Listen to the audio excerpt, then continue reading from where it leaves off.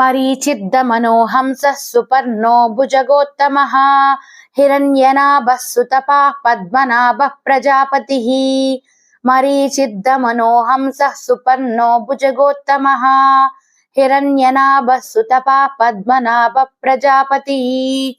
అర్థం: అంతరిక్షంలో హంసలా పయనించే ప్రభాకరుడు, ఆ ప్రభాకరుడు ప్రసరింపచేసే ప్రచండ కిరణాలు, ఆ కిరణాలు సాధించే సర్వదమన సామర్థ్యం అన్ని పరమహంసకు ప్రతిరూపాలు. కాంతి కిరణాలు గోవిందునికి శాంతి నిలయాలు. కిరణాంతరంగంలో చేరిన కరుణాంతరంగుడు అందరి అంతఃకరణంలో ఆత్మ సంయమనాన్ని నెలకొల్పుతాడు. కిరణాలు వెలుగునిస్తాయి, వెలుగు మెలకువనిస్తుంది, మెలకువ తెలివిని వెలయిస్తుంది.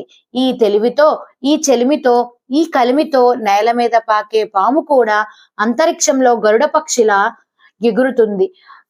గరుత్మంతునిపై ఎక్కి పయనించే పరమాత్ముడే పన్నగసాయి అయి పవలిస్తాడు.